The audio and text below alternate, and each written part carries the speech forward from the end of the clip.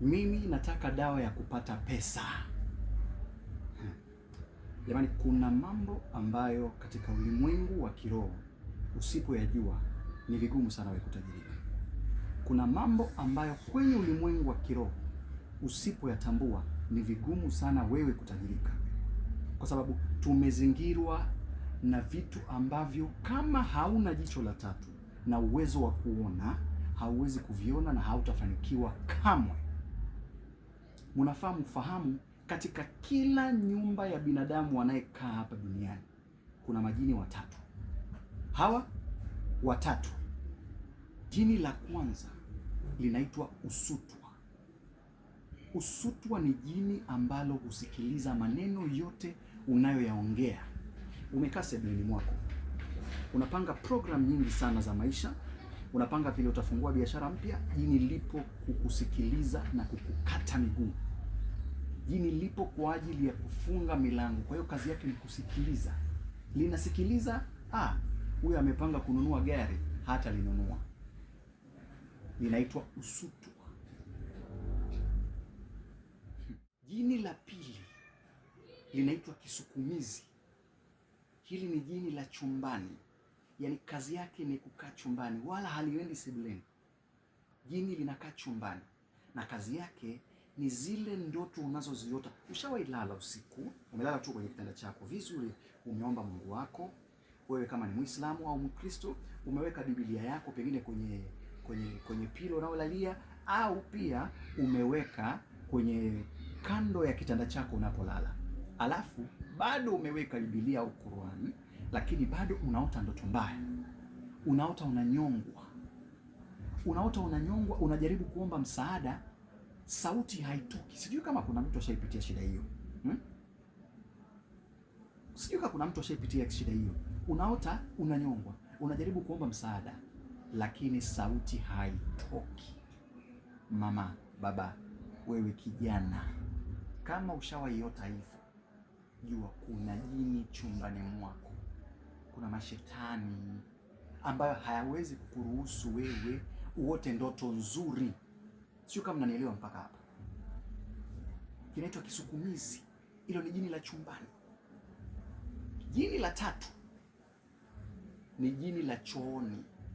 Chooni kuna jini, ndio maanake kwa Waislamu wanatambua.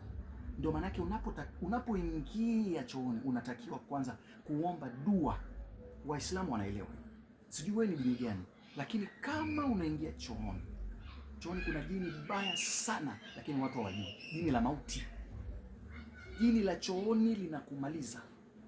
Ndio maana unatakiwa ukiingia chooni lazima ujue ni mguu gani unaoanza kuingia chooni, na unapoingia chooni unaingia ukisema dua au ukiomba, kutegemea dini lako na unachoamini. Unaomba ndio unaingia chooni. Chooni, jini la chooni lipo kwa ajili ya kukuona na kutaka kukuataka. So linakumulika tu kwa kwamba wewe unakwenda unajikalia tu na unatoa vinyesi vyako visivyoeleweka hapo, nafikiri upo salama. My dear, hakuna furaha kwenye kuchoo. Hamna furaha. Hiyo furaha unayoipata hiyo ni mauti. Ushawaiona mtu ghafla tu ameingia chooni, amemaliza haja. Unamsubiri atoki. Unapokwenda kuchungulia chooni unapata jamaa kakauka mzima, kafa bila sababu ndani ya choo. Ushawahi kuona kitu kama hicho? Kakauka kabisa ndani ya choo. Au akaingia chooni ukashangaa mtu ndio huyo kaanguka chini, kichwa kikagonga chini, damu zikaanza kutoka kichwani, akaenda. Ushawahi kuona mtu kama huyo? La tatu, sana sana wagonjwa. Unakuta mtu katibiwa, anapomaliza tu kutibiwa, amelazwa pengine siku 5, amepona vizuri. Anapopona akakuaga kuwa anaenda chooni. Jamani, msiseme kuwa na wadanganya. Ukitaka yashike, usipotaka yawache. Silazimishi mtu kuniamini. Wewe unataka utajiri? Nisikilize. Mgonjwa yoyote anapomaliza kutibiwa, pengine amelala siku, mwezi, unaposikia anataka kwenda chooni, makataze. Kwa sababu hilo ni jini la mauti. Anapoingia ndo anakwenda, ndo mwisho wake. Na kama ulisurvive, shukuru Mungu. unayemwabudu wewe binafsi. Shukuru Mungu. Ukisikia tu mgonjwa anasema, anakuambia mimi nataka kwenda kujisaidia kidogo, kuisha yeye kabisa, na utamwona tena. Sasa nakwenda kukufundisha mambo ambayo yatakusaidia kidogo, sio sana, ila dawa ipo. Nipo na dawa na natuma sehemu kote. Upo Tanzania, upo Uganda, upo Ulaya, upo Nairobi, upo Kitale, upo Busia, kote natuma. Lakini nakwenda kukufundisha kitu kimoja ambacho kitakukinga kidogo, sio sana, kidogo tu, kutumia hii hapa tunayotumia kupika, na hii hapa tunayotumia kupika. Nadhani mnaiona, zote tunatumia kupika. Nani asiyejua karafuu? Nani asiyejua kitunguu saumu? Sasa unachukua hino hapa, unatoboa kwenye kitunguu saumu, unakiingiza, kisha unaweka karafuu 3 kwenye kitunguu saumu. Karafuu 3 kama ninavyofanya kwenye kitunguu saumu ya pili, na unapoweka unatamka maneno kulingana na Mungu unayemwabudu. Najizingira na damu, mambo yote mabaya yanayonitendekea yasifanyike. Unilinde, unifungulie nyota, unipatie kibali, na uniongezee zaidi baraka. Vyovyote unavyotaka kunena, nena ukiwa unaweka. Hata kama utaweka ukipause, ukiongea maneno, weka. Ukishamaliza, unaona nilivyoweka, chukua nylon, karatasi ya colorless inayoonekana, ifunge kabisa, ifunge mahali unapoenda kulala. Wala usiweke chini ya pilo, utaitwa mchawi.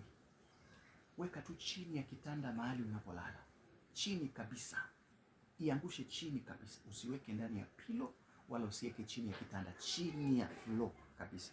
Weka. Hata hapo pia inasikia. Unapoweka ndani ya siku 7, kila asubuhi na kila usiku saa 6 usiku, nenea, amka, nena, omba, kumbuka ulichokiweka. Na unapoomba kulingana na Mungu wako ama unachokiamini, weka imani yako sana, na ukumbuke kile kitu ulichofanya kwa ajili ya kukusaidia hiki. Nakwambia ndani ya siku 7 utaona maajabu sana. Na saa zingine unaweza kuona ndani ya usiku huo mmoja, kupitia ndoto, kupitia live na kupitia mambo mengi. Upo hapo, unasema mimi nimechoka kuroga, unahitaji utajiri, unahitaji kusaidika, unahitaji kufunguliwa, nyota imezimwa. Hii ni dawa, lakini bado haijatosha. Kuna dawa zaidi naweza nikakutumia kote mikoani, na sina ujanja wowote. Ukitaka nisikilize, usipotaka niache. Ukitaka pita, hii video sio lazima uipate. Namba zangu za Kenya ni hizi: +254 705 8464 73, +254 705 8464 73, yani +254 705 8464 73 kwa Kiingereza. Kwa Kiswahili +254 705 8464 73. Wewe unayetaka dawa hii, nitumie ujumbe, nipigie. Ila kama unataka, gharama ya dawa nitakayokupa haipungui chini ya shilingi 5,000. Kama unataka tuma, usipotaka usitume, sijakulazimisha. Ila utateseka wewe. Unalala asubuhi unakuta shilingi juu ya nyumba yako, kama nilivyowaambia kwenye video niliyofanya awali. Haujui cha kufanya, kumbe umerogwa. Utaendelea kuteseka wewe mwenyewe binafsi. Tubadilishe maisha yetu. Kuna mengi sana nitawafundisha kutumia inaitwaje, mdalasini, changanya na mchele na some coins. Nitawafundisha vitu vingi sana, ila kwanza tufungue maisha yetu. Hauna kazi, kazi imefilisika, wewe mwenyewe umefilisika, watoto wamefilisika, na hauna pa kwenda. Hebu fikiria mara mbili.